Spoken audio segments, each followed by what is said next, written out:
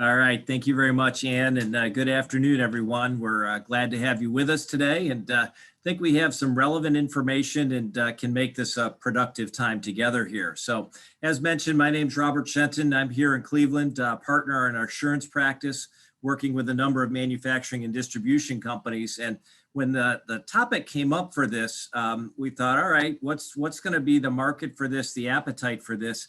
And it was apparent pretty quickly that there is certainly interest, but also this information is important, especially for those businesses that are doing work in Mexico and Canada and so forth. And so as everyone understands, USMCA is the United States-Mexico-Canada Agreement, and it really entered into force on July 1st, 2020. And it replaced the North American Free Trade Agreement, or NAFTA, which has really been in place for the last 26 years.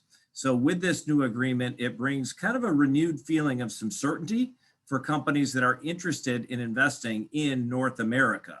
So during this discussion, what we want to cover is some of the global importance of North America as a trade region, comment on the impact the USMCA implementation will have on the global trade landscape.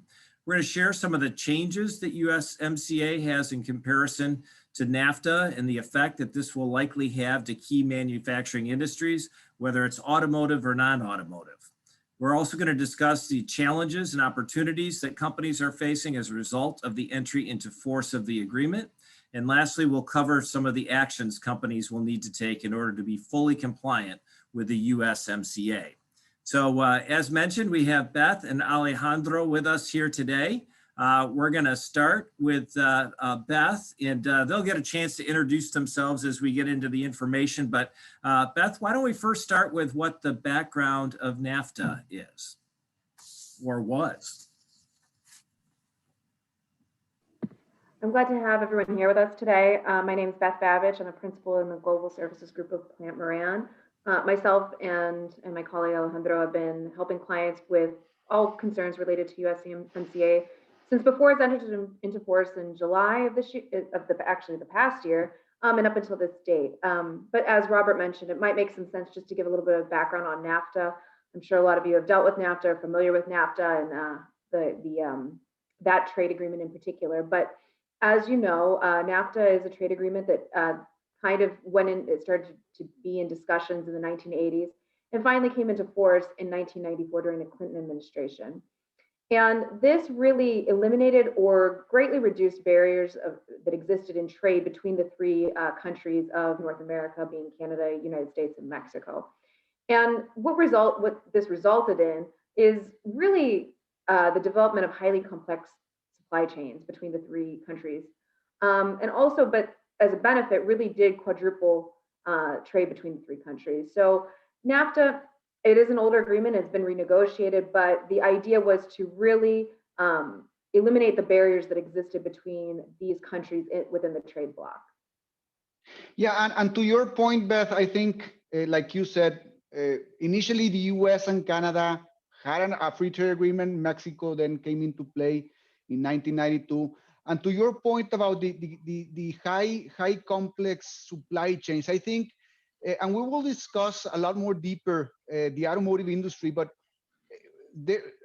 I'm sure many of you are familiar or how highly complex the automotive supply chain is. So for example, we have US steel that is shipped to Canada, it's stamped into a part that then moves to Mexico. It's maybe added into a different components, maybe some injection molded parts are added. Then it moves back to the US where it's put into, let's say, a seat that eventually, or at the end of the day, is then sent to Canada that's put into a vehicle. So it crosses borders many, many times and all the time with ease, without paying tariffs and without paying duties. So that is essentially what the free trade agreement brought to the region, that ability to have a lot of trade among the three countries. And again, like Beth mentioned, it really had a very large effect, and it quadrupled the trade between the three countries. Right. And as many of you are aware, the previous administration, the USMCA was really something that they spearheaded and got done during that time and came into force in July of the past year. So it was negotiated between August of 2017 and September 2018, and finally coming into force of on July 1st of 2020. One of the central aspects of this was really to bring back trade and jobs that had maybe left the United States or the North American trade region or Asia, with the central focus being on creating jobs and work opportunities in the North American trade bloc. And in that, the negotiation itself was a long process. There was obviously friction. At the beginning, Mexico and Canada were not really looking forward to renegotiate NAFTA. They knew that it needed to be updated, but they were not really looking into having a completely new agreement put in place to replace NAFTA. So it was a long negotiation process. There were meetings in Mexico City, in Washington, in Ottawa. And like Beth mentioned, there was even a Mexican presidential election in between of the negotiation process. So again, at the end of the day, it was signed. The agreement was signed in September 2018. Of all places, not in any of the three countries. It was signed in Buenos Aires, Argentina, on the last day of President Enrique Peña Nieto's administration.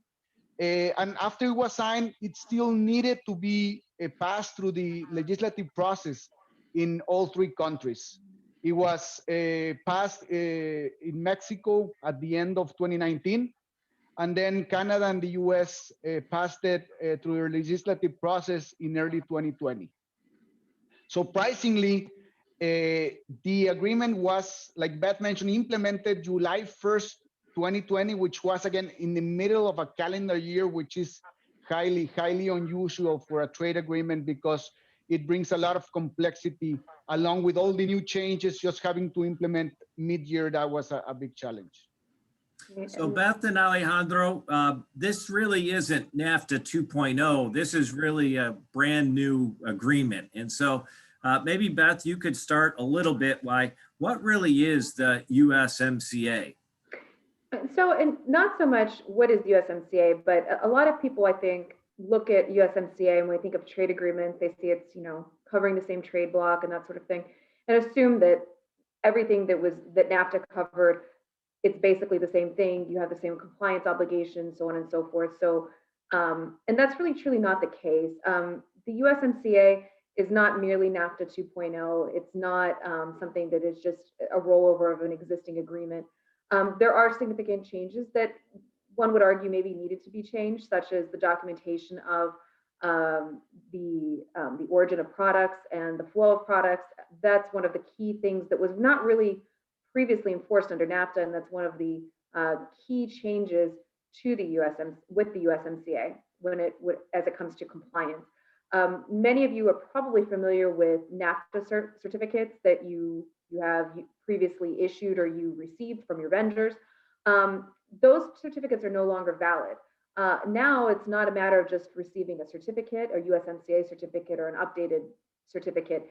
It really focuses on key data elements that we'll go into a little bit further down the line in the presentation. But the thing to remember is that the USMCA is just not, a rollover of NAFTA, and is not simply NAFTA 2.0. There are changes that people need to make to their documentation process, and also how they're categorizing their goods. It's possible that your HTS codes could have changed, that it's no longer, your product that you're selling is no longer using or should be using the same HTS code it was using under NAFTA. Keep in mind that the NAFTA was a 26-year-old agreement that suffered really no updates or changes that were truly impactful. So now that this has come into force on July 1st, as Alejandro mentioned, it was a mid-year enforcement date.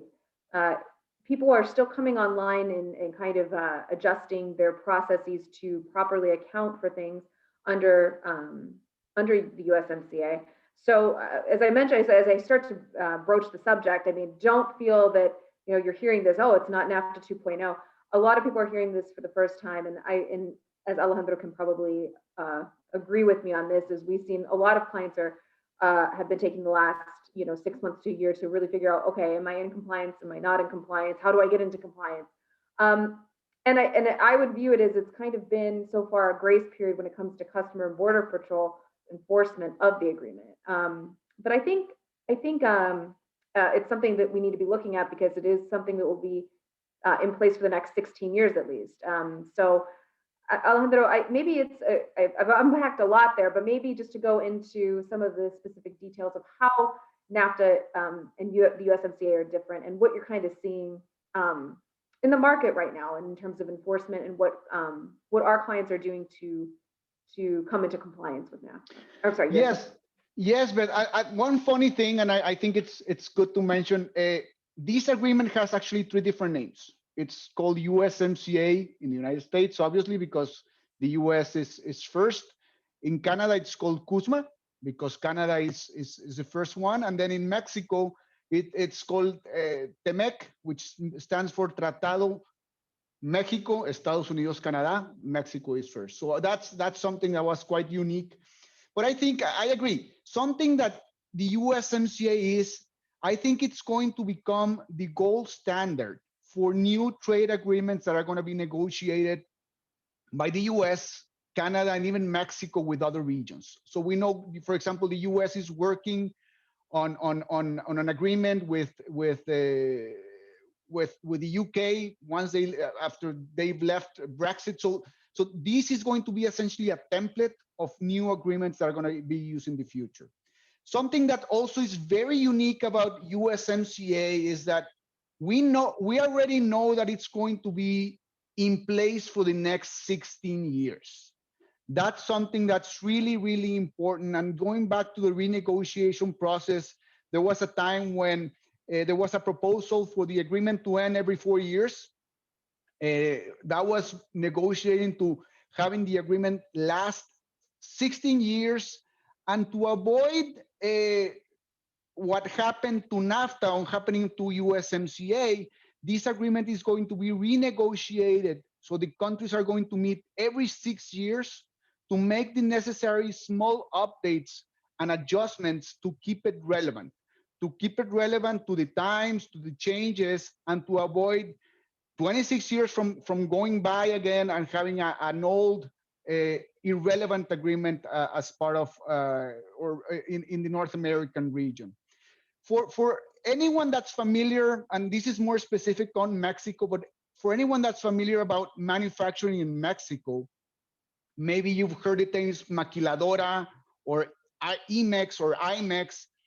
This trade agreement does not have any impact on any of those customs programs that are offered in Mexico. It is completely separate. Nothing has to do with the IMEX, or there's not going to be an impact, positive or negative, to the maquiladora program that's very popular in Mexico for foreign investors. So Alejandro, I know that we don't necessarily want to talk about, we'll call it winners or losers, but there are some things in terms of how this is going to, we'll say, be implemented that does result in opportunities and perhaps some winning. So what's your perspective and analysis on that? Great question, Robert. We get that a lot. We get the question of, so who's the real winner? And obviously, if you ask the business community or even politicians in the US, Canada, or Mexico, you're going to get a different answer. Maybe people or the business community in the US are going to say, well, I think the US and Canada are clearly the winners because there's now very strict and positive labor provisions that are going to try and balance things out between Mexico, US, and Canada. If you ask Mexicans, to be honest, just the fact that we have an agreement in place in North America, it's a huge positive. But if you go and take a more of a global perspective, the clear winner is North America as a region. Because now having this USMCA in place, it's going to allow us to compete globally against other regions.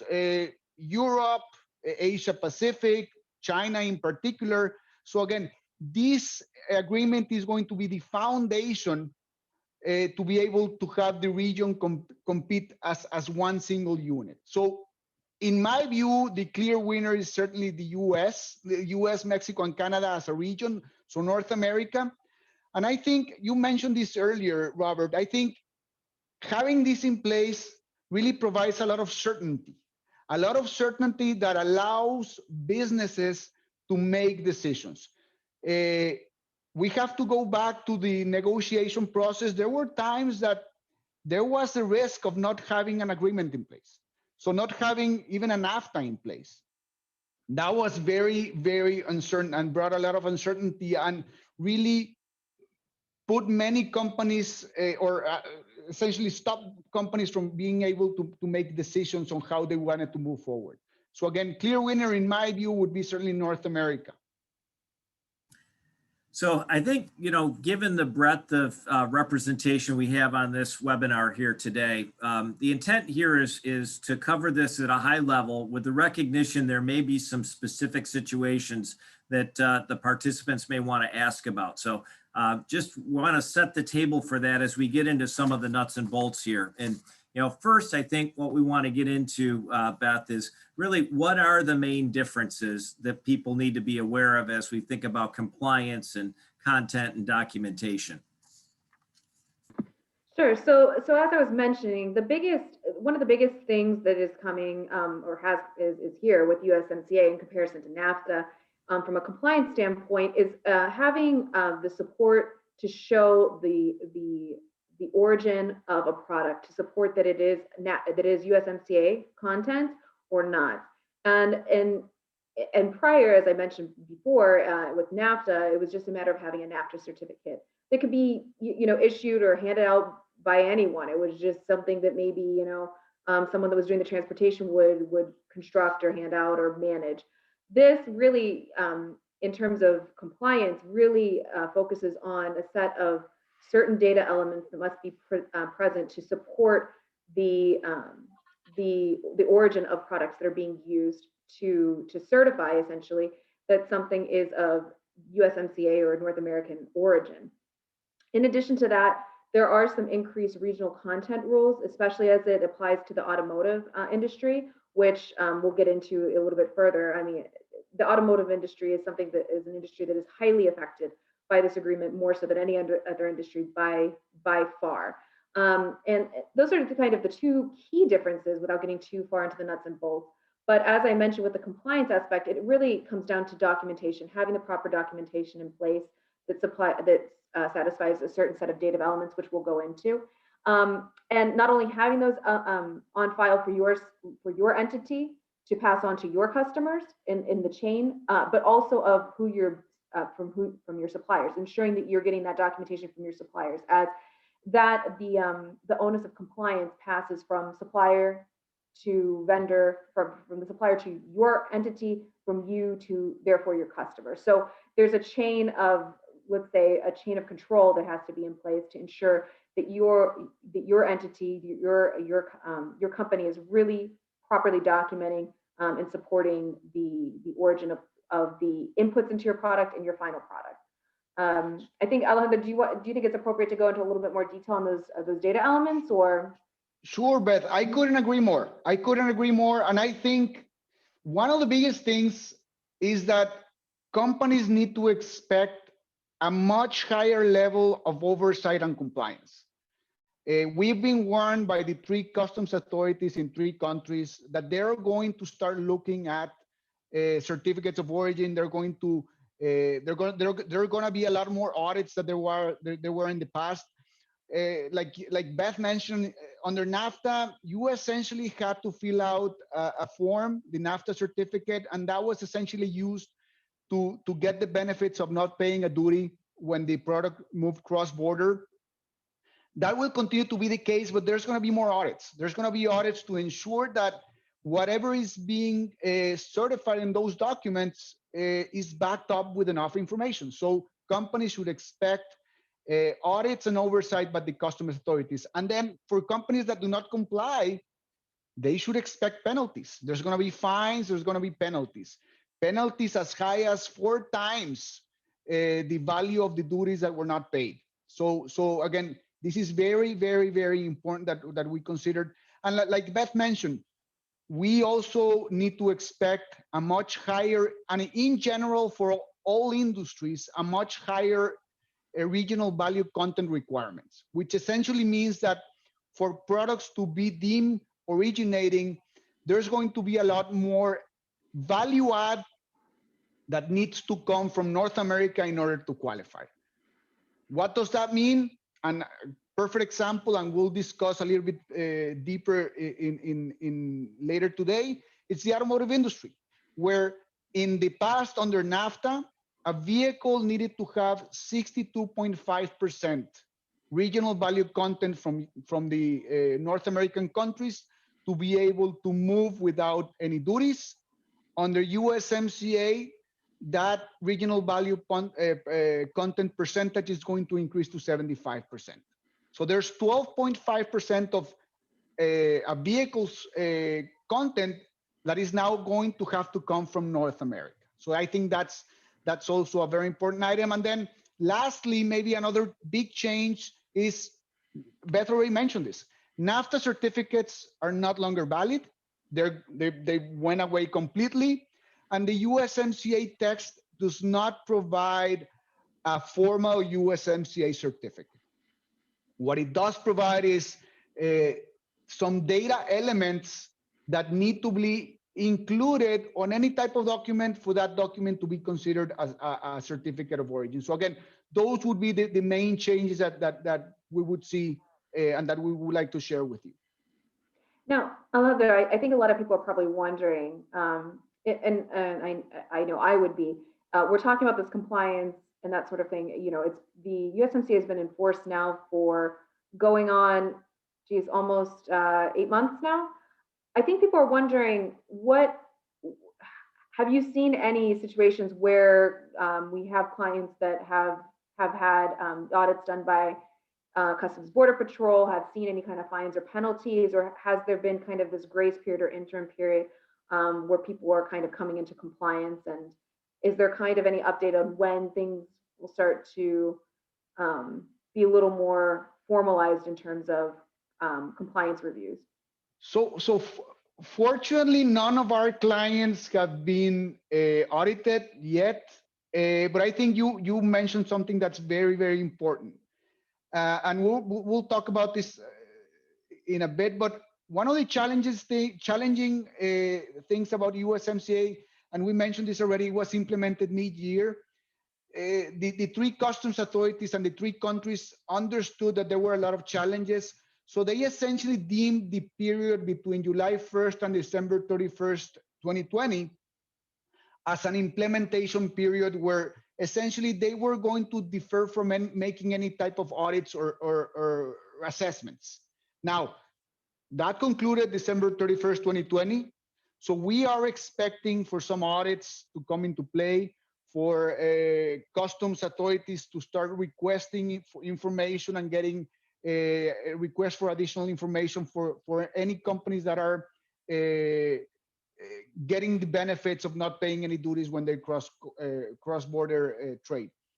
We have not seen anything, but we are certainly expecting, and I think it's very important that companies do everything they can to prepare. It is going to be, and we've been told this by CBP, it's going to be very different if you get in an audit and they find that you've not done anything to prepare or to try to comply. And they're obviously going to treat companies different if they can show that even if they're not compliant, they're doing everything they can to move into a compliance mode. So I think that's also something very important that companies need to be aware of.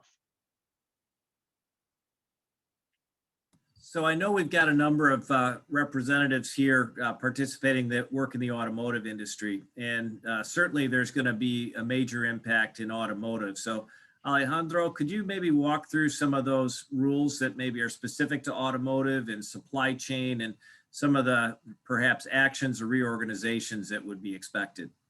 Sure, Robert, I'd be happy to. And maybe, Anne, if you can help me, there's a very nice slide that we use from our friends at NEMA that provides in one single page all of the changes regarding the rules of origin for the automotive industry. Like you mentioned, Robert, the automotive industry, it's very critical to North America. It was a central part of the renegotiation of this agreement. There was a lot of back and forth because really what the three countries were trying to do is to try and rebalance the automotive industry. Like I mentioned, under NAFTA, there was one single rule for vehicles. The rule was that the regional value content had to be at least 62.5%. Under NAFTA, that regional value content has been increased to 75%, and it's going to be implemented under several years. And as you can see on the graph, and we'll be happy to share this graph and document with anyone that's interested in obtaining a copy. So in addition to this increased regional value content, there are two additional rules that now apply to the automotive industry. One was very, very talked about during the renegotiation process, and it's referred to as the labor value content rule, or LVC, which essentially states that 40% of a vehicle needs to be manufactured utilizing high labor wage, which means more than $16 per hour. This obviously means that at least 40% of this vehicle is going to have to be manufactured either in the US or Canada, because in Mexico is nowhere close to having those type of labor rates. And the other new rule relates to the use of steel and aluminum, and it states that 70% of the steel and aluminum used for passenger vehicles needs to come from North America. One very important thing that I would like to make sure it's very clear is that these rules apply to the OEMs, so the vehicle manufacturers. This doesn't mean that for an automotive supplier, they don't need to meet these rules. Obviously, because if they apply to the OEM, there's going to be a trickle-down effect to the automotive suppliers, but it doesn't affect the automotive suppliers directly. It doesn't mean that if you are producing an automotive component, you have to meet the rule for labor value content. That is for the OEMs only. What will these changes bring to the automotive industry? As a result of these changes that now USMCA brings, we're expecting, and we're actually starting to see already, a reorganization of the supply chain. We need to now understand that 12.5% of a vehicle content that could be manufactured in China, or that could come from China, from Japan, from India, from Europe, will now need to come from the North American regions. So there's going to be a lot more manufacturing and value add happening in the US, Mexico, and Canada. As you know, the industry itself is also experiencing other changes as it moves from combustion engines to electrification. So I think this is going to just accelerate the impact that it's going to have on the supply chain.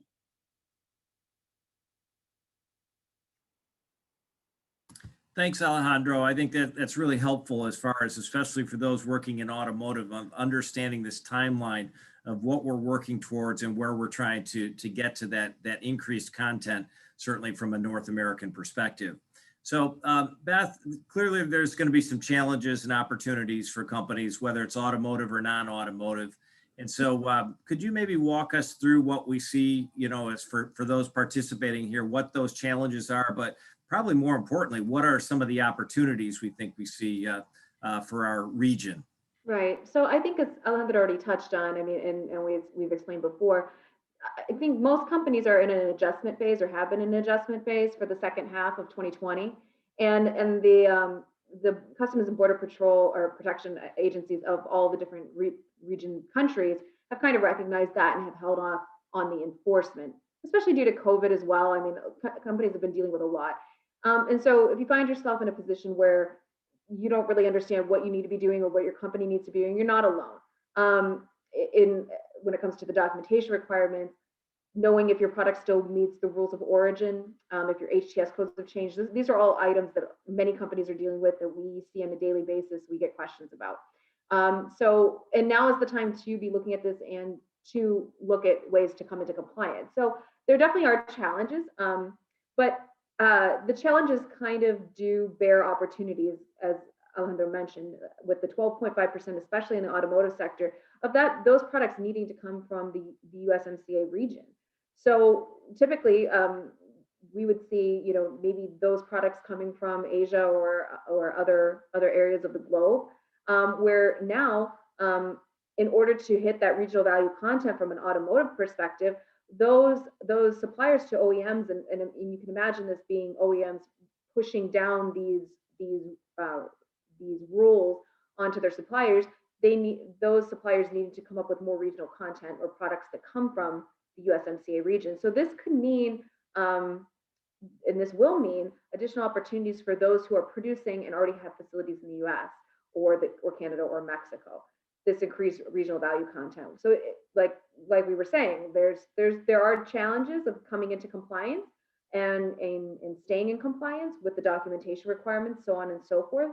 But at the same time, this could mean additional opportunities to have increased sales to existing customers, or actually seek out new customers that are needing to source from the USMCA trade bloc.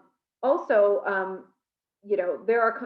there would be an additional benefit for companies that may have, they're looking and seeing, okay, I'm actually in a facility with a high labor rate. So maybe the production was getting shifted to a lower value or lower wage region, but that there could be an opportunity to shift that as companies come into compliance with USMCA, you may see opportunities where your customers or prospects may be looking to source from higher labor value regions or plants that are located perhaps in Canada or the United States, not only to meet the regional value content, but the labor value content requirements of the USMCA.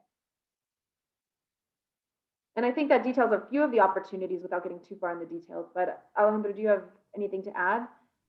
No, I think you covered everything, Beth. Maybe what I would like to just also make sure I stop and spend a minute is, there are a lot of changes. You need to make sure you understand these changes. Something that we hear a lot when we talk to our clients or companies that are interested in learning more about USMCA is, I was fine under NAFTA, I'm fine, I'm gonna be fine under USMCA. And most of the time, there could be, that could sometimes be the case, but many times have we found that that's not gonna be the case. There are a lot of changes to the rules of origin, where if a product complied under NAFTA, if companies continue to manufacture the product the same way, they might not comply under USMCA.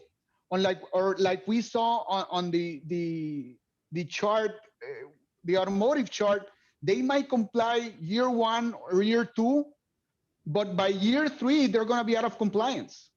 So they need to be aware and understand those rules of origin so they can understand if and when they're gonna have to need to make any changes. So I think we're nearing here the last section, and I'm going to call this kind of the do's and don'ts. So Alejandro is going to kind of walk us through a series of 5 or 6 do's or don'ts as it relates to USMCA. And Anne, if I could ask you to just pull down, we'll just have the video up so they can see Alejandro and Beth. But Alejandro, walk us through the do's and don'ts here as far as this final piece, and then we're going to go into questions. Great, Robert, I'll be happy to. So I think the first one, again, just wanted to go back. Don't assume that because you were okay under NAFTA, you're gonna be okay under USMCA. I think that is the first one. The second one, and I think it's very important as well, is the fact that you ship only to the US, so that you don't ship cross-border, means that USMCA will not have an impact on you. maybe you're shipping to your neighbor across the street, but that neighbor across the street might be manufacturing a product that's going to be eventually shipped to Canada or Mexico, or it's going to be purchased by somebody else. That customer of yours is going to need a certificate of origin. They will need to have proof and documentation of the country of origin of the product that you're selling for them to complete their own calculation and certification. And that leads me to my next step. And we're trying to try and stay away from getting too technical, but I'm going to use a few terms that are going to be important. And obviously, we can certainly have further discussions and jump into the Q&A section on these items. The compliance roadmap that we have and that we've developed is the first thing that you need to do is you need to understand your product, the product that you're manufacturing. And by understanding your product, I mean you will need to be able to have a HTS code that you're comfortable and confident that is accurate. You need to remember that the HTS codes are updated on a regular basis. So if you've been using the same HTS codes for the last 5 years, it might make sense for you to verify and ensure that the HTS code continues to be accurate for your product. Once you've been able to confirm your HTS code, you need to understand the rule of origin that under USMCA applies to that HTS code. And that rule of origin might state that original value content percentage needs to be met. There might also be the option of maybe a tariff shift, where if your product changes from one HTS code to a different one, it automatically qualifies. But the rule of origin specific to your product is going to tell you that. That is how you're going to determine if your product qualifies or not. And in order for you to be able to qualify your products, you have to have a good understanding of how your product is built or manufactured. So you have to have a very up-to-date bill of materials, understanding who your suppliers are, and obtaining certificate of origins from your suppliers as well. That's very, very important. Just like you are going to have to provide certificate of origins to your customers, you also need to request those same certificate of origins from your suppliers. And lastly, you need to be able to document this. Document it via generating and providing that certificate of origin that we discussed earlier. So those 3 steps, certifying the HTS code, qualifying your good, and documenting it would be the most important steps that companies need to take as they move forward and try and get into a compliance mode for USMCA. Beth, do you want to add a few more items? No, I think that's important to know, and I think those are the key items that people need to be looking at. But I mean, I think something that might be worthwhile sharing is typically how we go into looking at how we help clients is, we'll take a sampling of their bill of materials, so on and so forth, see what documentation they have in place, and provide suggestions on that. Look up HTS codes to see if they're using the correct HTS code based off the bill of materials, based off of different elements and descriptions of the product. So those are really the ways to see if you are in compliance and what you need to be doing. And we're here to help as you need it. But of course, we'd like to open up the floor for questions to answer anything we can at this time. But if we aren't able to answer everything in this moment, we're more than available to speak to anyone about the issues they're facing, what they might need to be looking at, and how to come into compliance. So. And we have a question, Robert. I don't know if you want to read it out loud. Yeah, I'll take that here. But first, Alejandro and Beth, thank you. Appreciate the insight and the expertise being shared. So Alan has a question here about with all the changes in North American content, have there been any studies that are looking at that net increase in cost that will happen with less content, being done assumedly in Mexico? So, and might that affect the prices that we see at dealers from an automotive perspective? I'm happy to provide some initial thoughts, and Beth, feel more than welcome to provide any additional thoughts. But I don't know. I've seen some studies, and there were a lot of publications during the renegotiation process a couple of years ago. But maybe what I would like to try and do is maybe just give you an example, because at the end of the day, USMCA is going to try and rebalance the situation and the trade and the manufacturing in North America. And let me try and give you, let me explain what I mean. Let's assume that everything of a vehicle is manufactured in Mexico. Obviously, the prices are going to be more competitive because the labor rates are more competitive, but that will mean that the regional value or the labor value content rule is not going to be met. So we're going to have to find a balance of how much is manufactured in Mexico to try and keep the price competitive, and how much is going to have to remain in the US and Canada to try and ensure that the price remains competitive, but at the same time, we're able to meet the new labor value content rules and regional value content rules for automotive.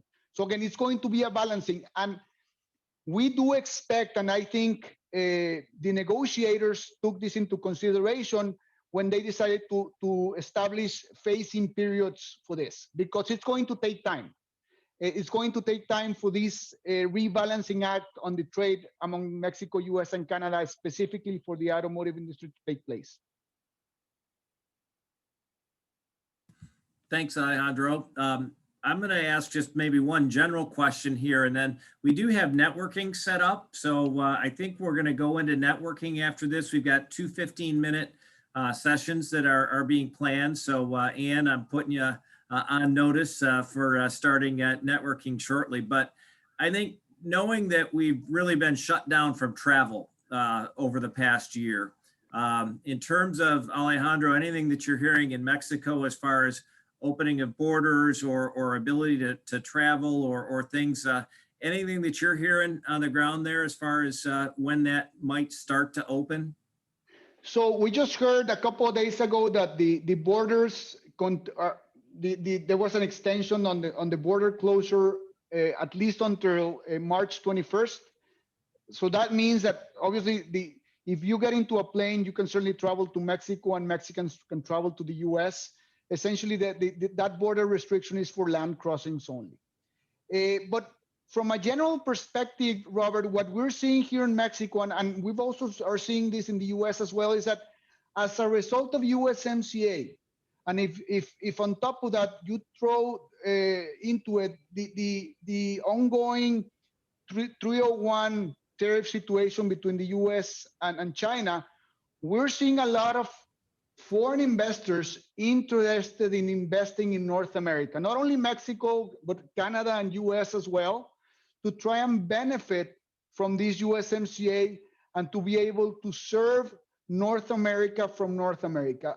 So they understand that in order to participate in the North American market, they need to consider establishing and investing in North America to generate opportunities locally. Again, we continue to see, and I've personally spoken to Chinese, Japanese, and European companies that are interested or looking to set up operations in Mexico to take advantage of this. And we've also heard of similar companies looking to do the same thing in the US and Canada as well. Thank you, Alejandro. That was helpful. So I think we're at the point where we're going to move into the networking portion of the session here. Alejandro and Beth will also be here and be part of those networking groups, so they'll be staying on. I want to thank them certainly for their time and sharing of the information. And for those of us that are here in Cleveland and Beth over in Chicago, just want to know that Alejandro experienced snow in Mexico last week as well. So we're all part of the same North American group going on. So thanks, guys. Appreciate it. Ann, I think we're ready to go to the groups. Yep. So let me just say a few words before I stop the recording.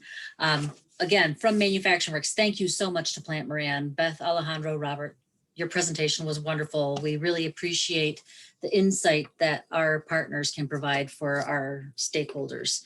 To everyone attending, please stay tuned to your email as we announce our next call. And if there are any manufacturers in your network you think would benefit from this information, please feel free to share it with them and let us know, and we'll be happy to reach out. As I mentioned earlier, this call has been recorded and an archived version will be available